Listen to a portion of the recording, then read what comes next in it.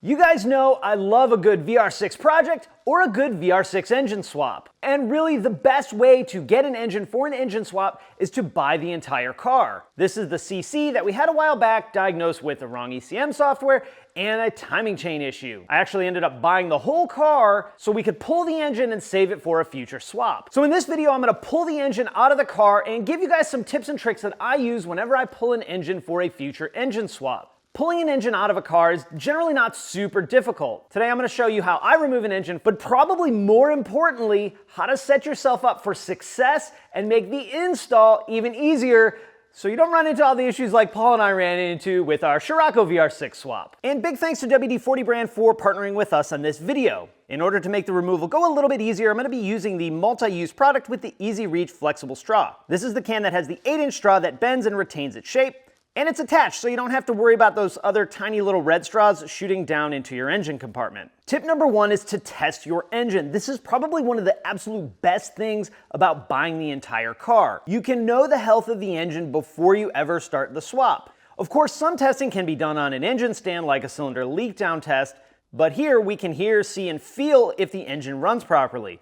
We can also do a standard compression test, a running compression test, or even monitor data in the scan tool, assuming it's new enough to hook up to the scan tool. All right, while I got the car up in the air, I'm gonna go ahead and take down our catalyst pipe and downpipes and get that out of the way. I'm also gonna hit them with a little bit of our penetrant to make it come off a bit easier. Even though I still have the oxygen sensors connected up top, doing this while I'm down here just makes sense. Tip number two is going to be smart order for removal. You really want to do a little bit of planning ahead here. You don't want to get yourself in a bad situation like not being able to drain the oil because the engine is on the ground, or end up having to, say, take the axle out because your engine is hanging in a weird angle. Before you do something like disconnect the battery, it's not a bad idea to disconnect the fuel pump and start the car and let it run till it dies. This will help alleviate any residual high pressure fuel in the system and make doing the job a little bit safer. This is also a good opportunity to drain the fluids out of the engine, such as engine oil and coolant. The thing you don't want to just open up and drain is the AC system. That is going to be under pretty high pressure and also does need to be properly recovered. Next, we're going to get the axles separated from the transmission. Then other than a few kind of minor things, we should be just about good to lower the car down the rest of the way and start working on the top side. To remove these axles, you have to overcome the tension of the spring clip inside the transmission. This actually can be kind of challenging on these. I actually saw a guy snap the end of the axle off in a transmission one time. Now the other side, of course, popped right out, which is awesome. Believe it or not, Volkswagen has a special tool for this. It's a little aluminum wedge that you can tap up in there and pop the axle loose. That way you don't damage the case of the transmission. It works about 40% of the time. There we go. I think that popped out. I think that popped out indeed. All right. Victory! Tip number three might be the most important one for overall engine swap success, and that is going to be label and organize everything. Of course, you can overcome poor organization and poor labeling on the install side, but it's much easier to not have to do it. Now, I have my preferred method, but anything you can do to help yourself stay organized is worth taking the extra couple seconds on the removal side to save a bunch on the install side. Things like taking pictures of how harnesses are routed. Now, odds are the engine's not gonna go back in the exact same car that it came out of, but it's nice to know how the factory stuff was routed so you can try to mirror that as best as possible. I love when you can take a bolt out and then remove the component and put it right back in. That way you know for sure where that bolt came from. If that's not an option, something like plastic bags where the whole entire component and its hardware go in the plastic bag. This way our hardware is all together and we can just write on the bag exactly what the part is. Something I'm gonna work really hard to do throughout this removal process is to leave things connected.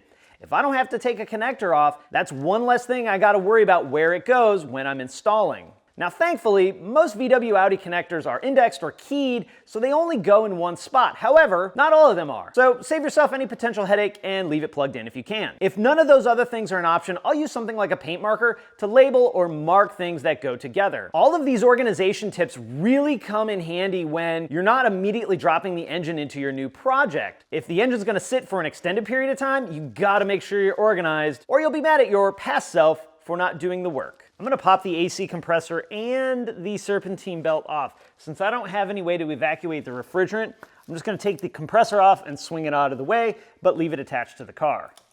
And we can just kinda zip tie this up out of the way.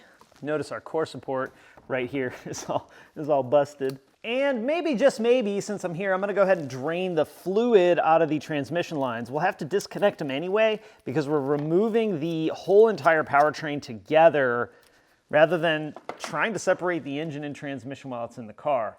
We can take the transmission off the engine much easier while it's sitting on the bench. This is a good opportunity to get these lines plugged up so we don't have this transmission fluid leaking all over the place. Number 4 is going to be keep things sealed. This really applies if your engine's gonna be sitting for an extended period of time or in a place that's not an ideal environment. Now, I don't recommend leaving your engine just sitting outside for a year and a half while you wait to do your swap, but even sitting inside, we wanna take a couple of extra steps to make sure that our engine is healthy when it goes into our new car. Basically, any opening on the engine that can be plugged probably should be plugged. Whether that's using a rubber plug like this or some masking tape. If you're like me and you save everything, these little fittings that come in new components work really good too. And of course, things like these foam disposable earplugs are fantastic for plugging up ports. Once the engine and everything is secured on this engine stand, I'm gonna actually shrink wrap it all together. That way I know everything's there and it stays free from things like critters. And finally, number 5, the one that I both love to do and also part of me hates to do, and that is to keep everything. This is the main reason you're buying the whole car for the swap. You're doing this because you don't want to end up not having some other bracket or something like, say, the alternator bracket that'll end up costing you a bunch of money going into your new project. This is something that cost Paul and I big time on our Scirocco. We ended up not having the accessory bracket or a starter, so we had to buy those 2 new, costing us about $300 extra. I would rather have too many components that aren't needed for the swap that I can then sell later on than run into a situation where I don't have enough stuff. Now, in a perfect world, you'd probably pull the engine and immediately swap it into your new car. But as we know, that perfect world doesn't often exist. So really do yourself a favor, and if you even think you might need it, whether it's a wiring harness or a bracket or a component like an axle, hold on to it. You can always get rid of it or recycle it down the road. When you take it all out in one piece, it's heavy, but all your oxygen sensors are in the right spot, so that's a good thing, and hopefully our flex sections are not messed up. We're pretty late here in the game getting our engine and our transmission out of the car, but you'll notice throughout this process, those 5 tips repeat themselves. So when working in a smart order, I'm gonna take the bolts out that bolt the transmission to the engine down here at the bottom. That way when this whole assembly is on that little rolly platform, I'm not trying to get my way up in here to get this bolt out. The engine and transmission are held together with a number of bolts, so taking a couple out of the bottom won't really impact the engine and transmission staying together, but it will make it much easier when I'm trying to separate them on the stand or on the rolly cart. Now, I've showed this trick a million times for staying organized, and that's a cardboard trick with your bell housing bolts. I'll draw a circle on a piece of cardboard. I'll write top. You can write bottom too if you want. Then what I'll do is I'll take these bolts out and I'll poke them through the cardboard in roughly the position that they came out of. So that one would go there. This one will go kind of at that 6 o'clock position. The one I took off from the back, I'll poke through the other way, the same way that it went in. That way, if we need to use these bolts in the same location going back together, we have them in the right spot.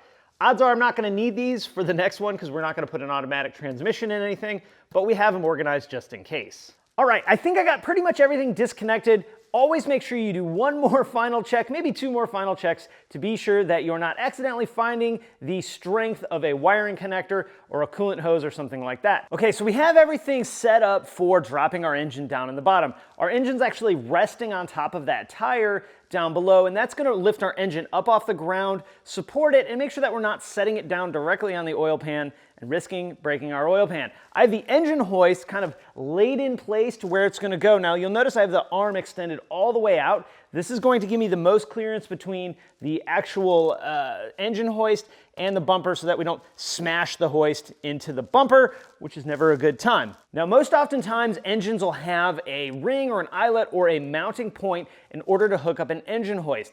In our case, at the back passenger side of the VR6 cylinder head is a small bracket that we can hook on with our chain. We don't really have that so much on the transmission side, and I want to make sure I get the engine and transmission as balanced on the hoist as possible. So what I'm going to do is I'm going to remove one of the transmission mount bolts and then put our chain through and bolt it back down. That way we can try and get it as even as possible. Now, oftentimes you can use an engine leveler, which allows you to crank and balance out the engine and transmission assembly. Unfortunately, for some reason, I don't have one of those, so we are going to just work with it how we have it. I got just enough tension on that chain to make sure that it's not going to hit anything. We have clearance up here at the top. You'll notice that engine hoist pulled forward. That's something you need to make sure you're aware of too. Looks like we got everything. Let's go ahead and loosen some transmission mount bolts. So I didn't take those bolts all the way out. I want to make sure that I loosen the engine a little bit at a time so that the whole assembly doesn't go flying forward or backward. Engine mounts are out. Now we got to finish taking our transmission mounts out. I'm going to gently lower the engine hoist and settle the engine and transmission down. Now we got to get this thing out of the way and raise the car up, and we should be good. Now that I have the engine out, I have a handful more things that I still need to get. I'm going to pull the fans and fan shroud. Odds are they won't fit in my next application, but at least I'll have them just in case. There's two kind of major things that I also need to grab. I still need the body side of the ECM harness. Remember that ECM had two connectors on it, so I need the side that goes into the body, and this is also going to include wiring for the speedometer, for the tachometer. I also need to remove the drive-by-wire pedal and the drive-by-wire pedal pigtail. My goal here is to get as much of this wire as I can. That way when we build our harness, I have a lot more to work with. Now, if for some reason you're doing this exact VR6 3.6 liter swap, my buddy Dave over at TDC Shop, who builds wiring harnesses for these swaps, has a list of the things you need to make sure that you get and really the best place to cut the harness. So I'm cutting this body harness inside the car. It's a little less comfortable to do, but it's going to give us more room to work with when we build our final harness for whatever car this ends up going in. All right, so a bunch of wiring out of the car, a bunch of parts over there. I was able to take the engine and pretty much leave all the engine connectors plugged in, which is awesome. And some of you old school VW techs might remember this recall cable for the battery from the back of the car to the front of the car because this battery is in the trunk. I'm also going to spray it with some WD-40 multi-use product to make sure that we don't get any more rust. I also probably need to find a box to put all these wires in because I have no idea what to do with them. But all this stuff is going to stay together, tucked away in the corner until we find a car for it to go in, which brings me to my question: what the heck should we put this 3.6 in? All right, I'm gonna wrap it up there. Thank you guys so much for watching, and I'll talk to you again next time.